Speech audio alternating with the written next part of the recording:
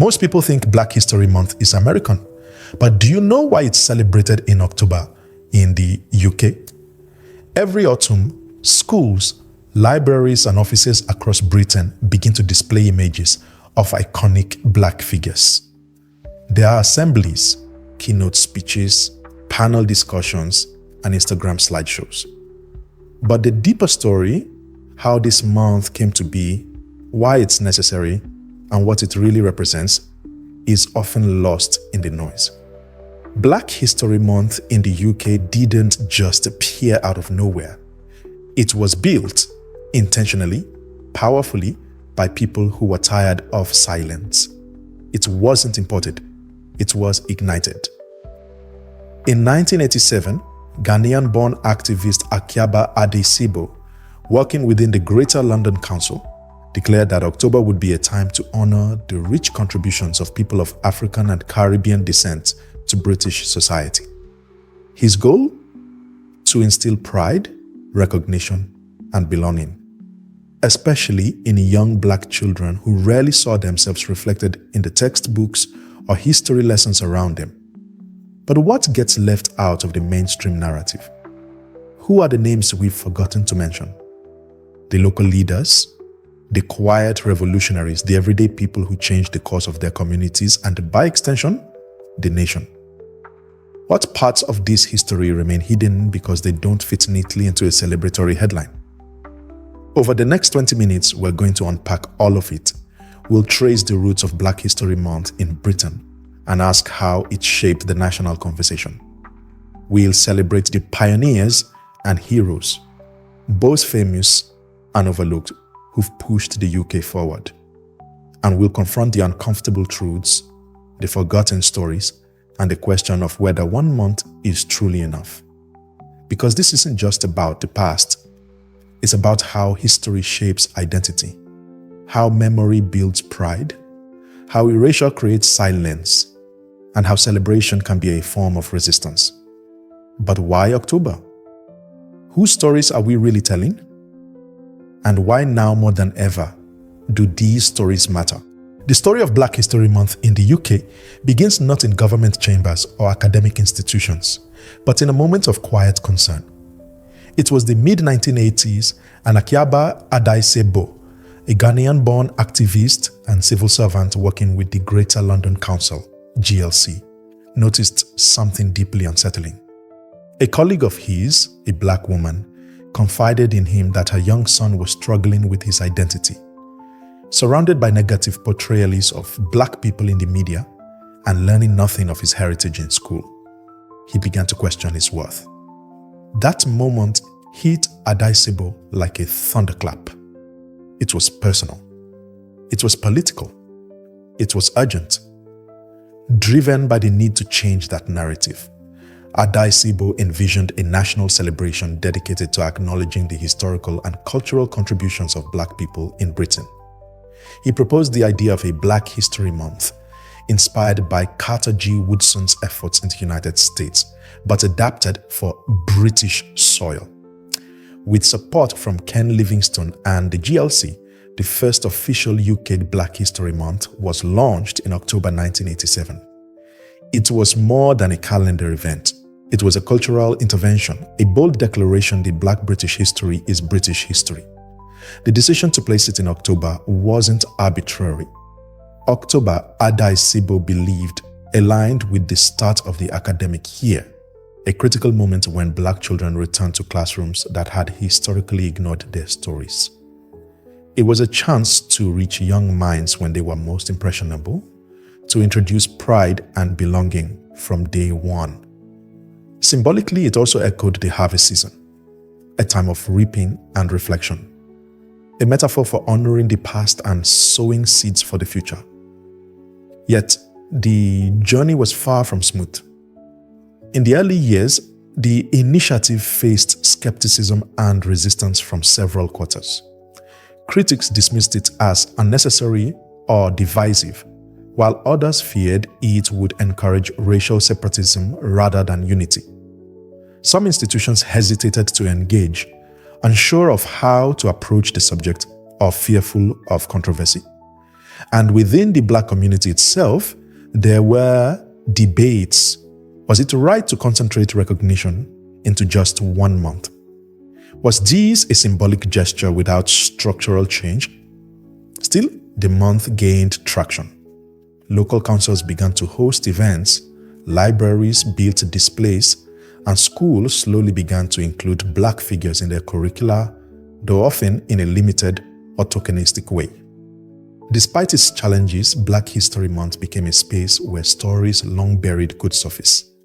It became a vehicle for public education, community gathering, and cultural pride.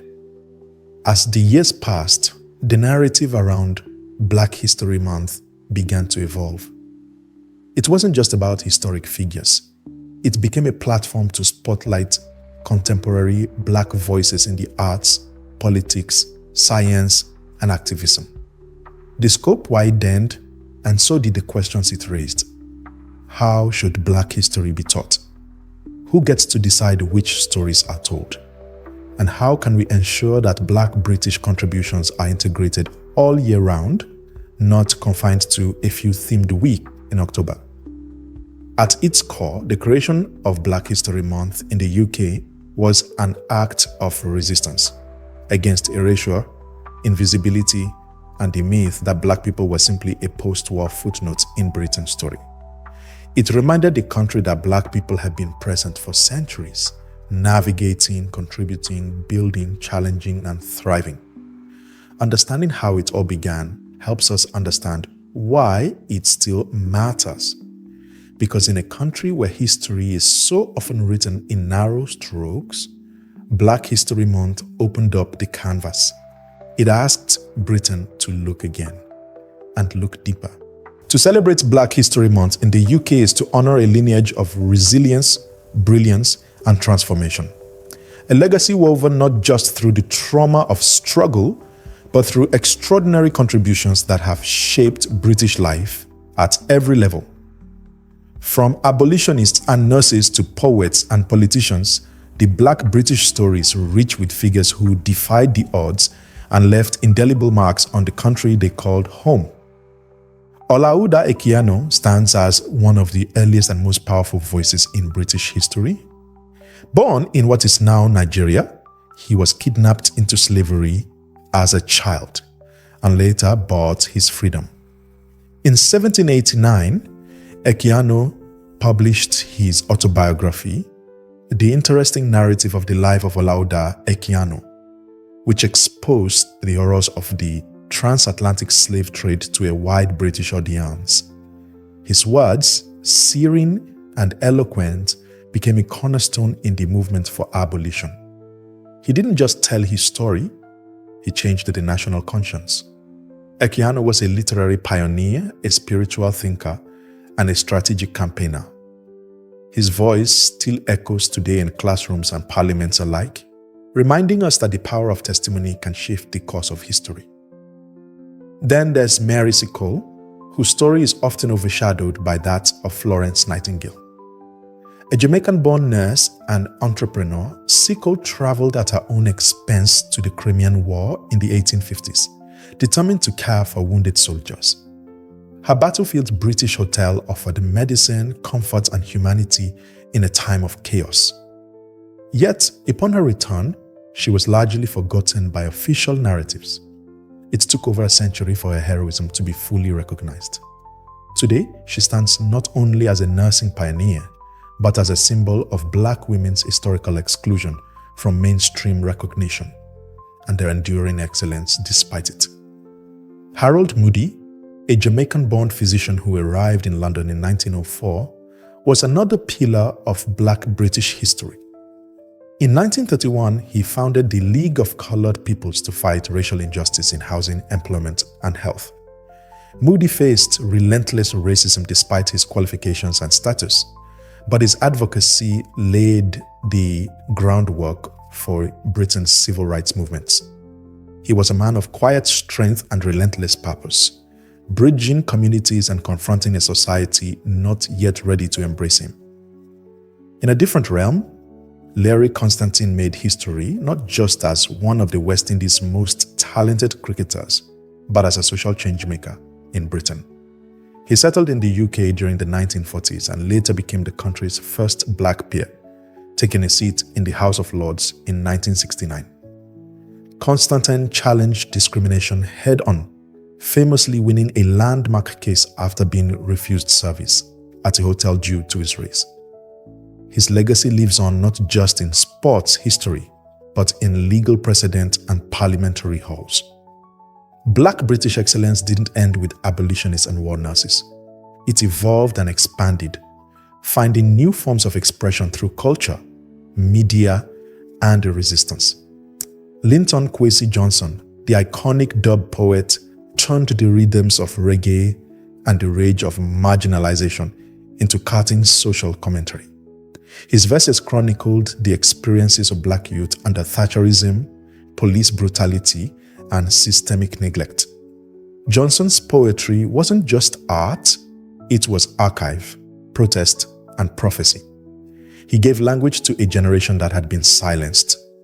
Stuart Hall, another intellectual titan, reshaped how Britain understood identity, culture, and race. A Jamaican-born academic who co-founded the field of cultural studies, Hall challenged the simplistic narratives that defined Britishness. His work analyzed how media, politics, and power shaped societal attitudes, especially towards immigrants.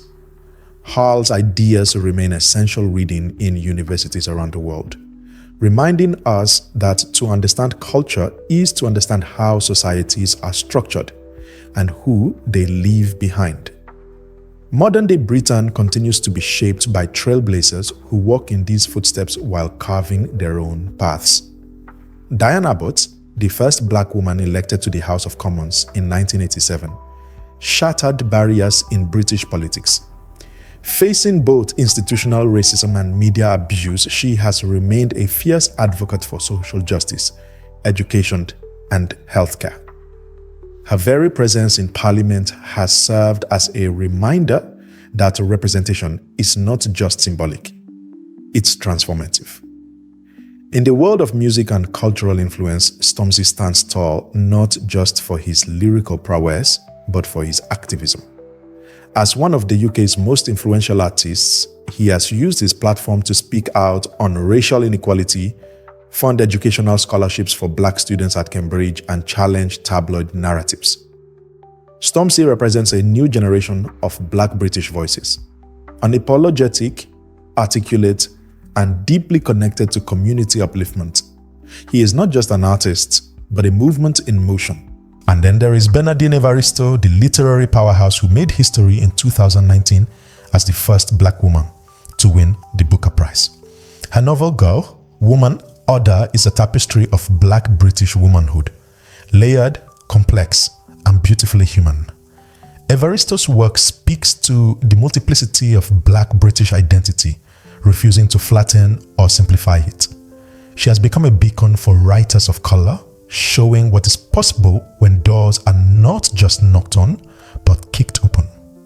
What unites these heroes, past and present, is not just their accomplishments, but the ways in which they carved space in a society that often denied them visibility. They did not wait for recognition. They acted, spoke, healed, wrote, and created. They redefined what it means to be British. Their stories are not separate from the national story. They are the national story. Celebrating black British heroes means more than listing names. It means understanding the contexts they fought within, the systems they challenged, and the legacies they've left behind. It means teaching their names not just in October, but all year round. Because a country that does not acknowledge its full history is a country that cannot fully know itself. These are the stories Britain forgot to tell. When we think of black history in the UK, the lens often zooms in on a few well-known figures, a handful of moments, a specific geography. London dominates the narrative, as do the most visible names. But beneath the surface is a deeper story, one filled with everyday heroes, overlooked regions, and lives lived in resistance that never made the headlines. This section is not just about history, it's about recovering memory. It's about lifting the veil. Let's begin with the Windrush generation, a group too often spoken of only in the context of scandal and injustice. In 1948, the Empire Windrush docked at Tilbury, bringing hundreds of Caribbean men and women to help rebuild Britain after the war. They were invited, needed, and yet they were met with suspicion, discrimination, and open hostility. These pioneers laid the foundations for the NHS, kept the transport system running, and brought vibrant culture, food, and music to post-war Britain. But for decades, their contributions were not celebrated. They were simply absorbed into the margins. Only in recent years following the Windrush scandal has the country begun to reckon with how poorly they were treated. And even now, the reckoning feels too slow, too shallow. The Windrush generation didn't just face racism, they endured erasure. Their voices weren't preserved in textbooks. Their photos weren't featured in museums. They weren't just excluded from history, they were edited out of it. And in that silence, entire legacies were lost. These are the stories Britain forgot to tell. And yet, even within the Black community's cultural memory, certain figures remain in the shadows. We remember the icons, but not the neighbors who led housing protests, the bus drivers who organized strikes, the seamstresses who kept traditions alive through fashions and fabric. Systemic erasure doesn't just happen at the level of government. It happens every time society chooses who is worthy of remembering. Black women in particular have been the backbone of activism in Britain, and yet they remain the most underrepresented in historical narratives. Figures like Olive Morris, a Jamaican-born activist who co-founded the Brixton Black Women's Group and fought police brutality and housing injustice in the 1970s, deserve to be household names. So do people like Darcus Howe's mother, Lucille, who quietly held communities together while her son made headlines. These women were organizers, protectors, healers. They weren't always in front of the camera, but they were always on the front lines. Even today, many Black British women balance dual burdens, fighting racism while also navigating sexism. They are often the first to speak up and the last to be recognized. Their work, their resilience, their cultural contributions, from poetry to politics, from community kitchens to national campaigns, form the uncredited scaffolding of so much progress. To truly honor Black history is to center these women, not as side notes, but as central figures in Britain's story. And then there's the geography of erasure. The overwhelming focus on London obscures the vital histories rooted elsewhere. In Liverpool, the oldest Black community in Europe can trace its lineage back to the 1700s, built through seafaring and forced migration. In Bristol, Caribbean dock workers shaped the city's cultural makeup long before the toppling of Edward Colston's statue made headlines. In Cardiff, Somali communities have lived and worked since the 19th century, building bridges across continents. These are cities with deep Black history, but they are rarely included in the national conversation. When we only talk about London, we reinforce a dangerous myth that Black British history is urban, recent, and reactive. It's not. It's regional, it's ancient, it's proactive, visionary, and textured. And within these overlooked places are stories of friendship, friction, faith, and fortitude. Stories that deserve to be archived, taught, and celebrated. It's not enough to acknowledge that history has gaps.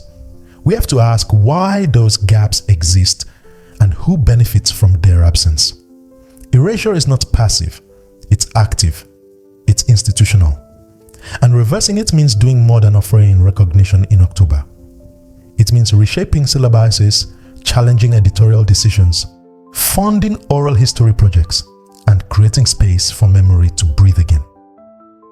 These are the stories Britain forgot to tell. But they are still here, waiting to be heard. The true legacy of Black British history isn't confined to grand moments or famous names. It's in the overlooked, the regional, the whispered, the defiant. It's in the faces that don't appear in museum exhibitions and the voices that echo only in family albums and community halls. And if Black History Month is to mean anything, it must be about more than celebration. It must be about restoration, the ongoing act of giving people back their stories and giving Britain back its full history. Black History Month in the UK began as a challenge to silence, a demand to be seen and remembered. Decades later, it has undeniably left a mark on the nation's institutions. It has reshaped parts of education, influenced the media narratives, and nudged public policy toward a broader understanding of British identity. And yet, even as the calendar flips to October each year, a deeper question lingers. Is it enough? In schools, Black History Month forced open the curriculum. For too long, British history lessons centered only on monarchs, wars, and empire building, with little regard for the stories of those who built the empire, resisted it, or lived in its shadow. Today, more educators are introducing students to figures like Mary Seacole, Ignacio Sancho, and Claudia Jones. More classrooms are exploring the Windrush generation, colonial resistance, and the realities of the British Empire from multiple perspectives. That shift didn't happen by accident. It happened because Black History Month demanded it. It sparked a new generation of teachers and students to question what they were taught and what was left out. But the change is inconsistent. In many schools, the teaching of Black history is still confined to a few October lessons. It's a highlight, not a thread. And when history becomes seasonal, the implication is that it's optional, temporary, something to pack away when November comes. That's the danger. That's the contradiction. In the media too, Black History Month has created space for more representation. From documentary specials to news features and television programming that explores Black British life beyond the stereotypes. In October, headlines feature Black artists, inventors, politicians, and athletes. Voices that were once ignored find platforms. But as much as these moments inspire, they also expose a deeper issue.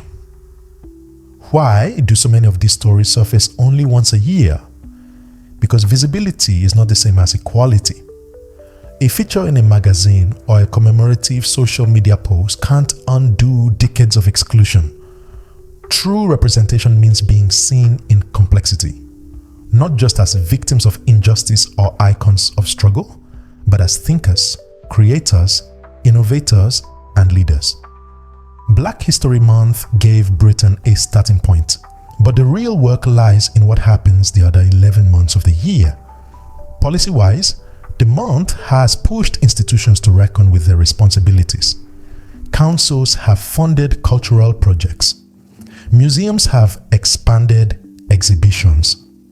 Workplaces have hosted DEI events and reviewed hiring practices. These steps matter.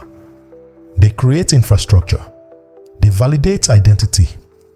They show that culture is political, that who we choose to remember says something about the country we are trying to build.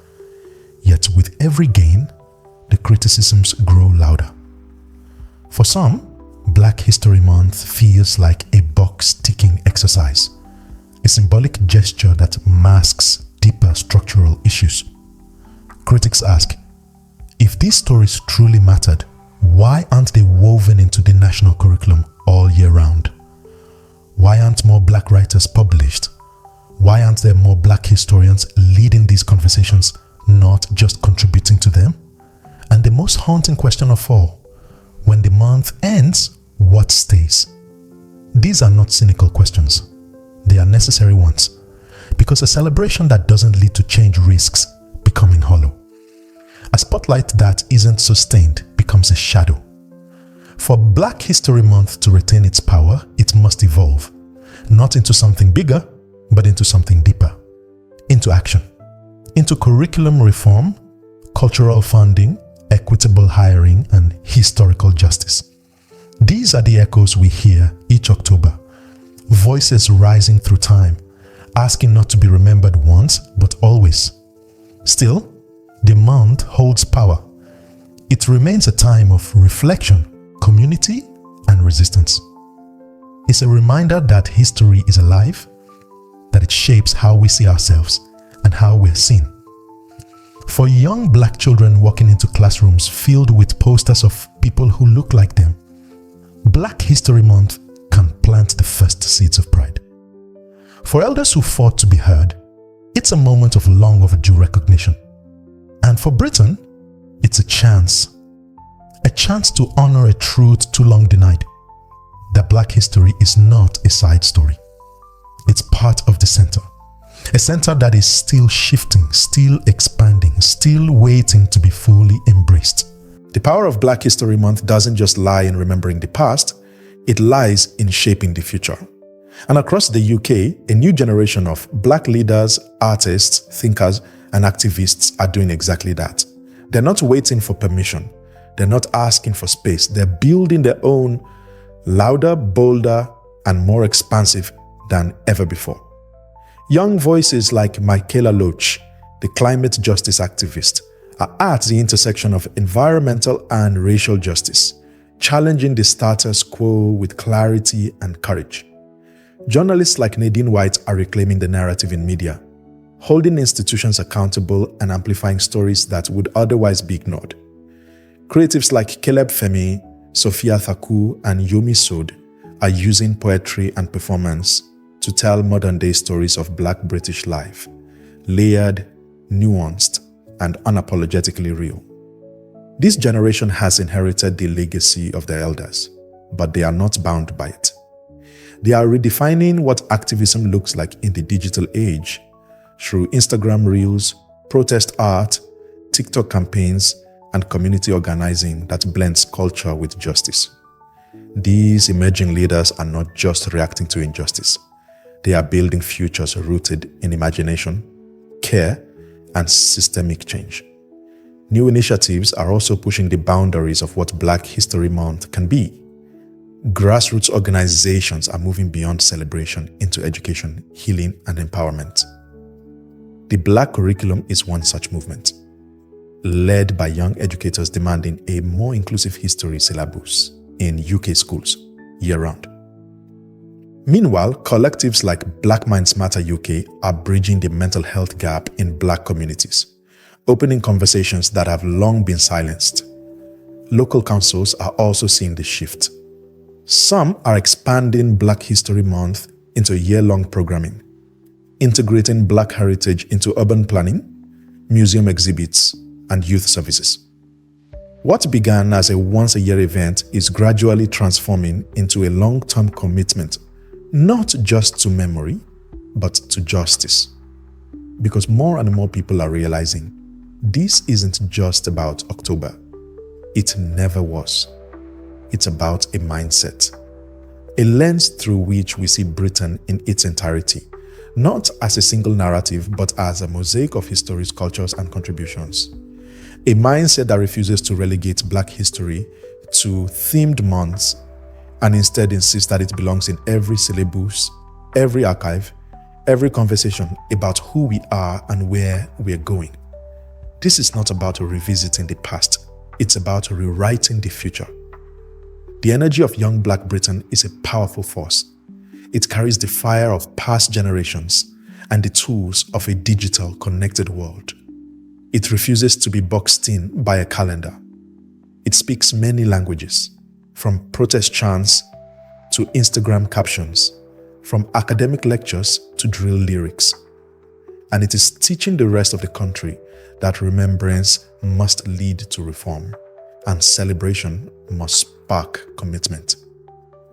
Black History Month was never meant to be the end goal. It was always a beginning, a catalyst. And today's youth are proving that the real revolution lies not in marking time, but in changing it. Black History Month in the UK is more than a moment of reflection. It's a call to remember, to learn, and to act. Every story we've shared in this video is a thread in a much larger tapestry woven through time by those who refuse to be silenced.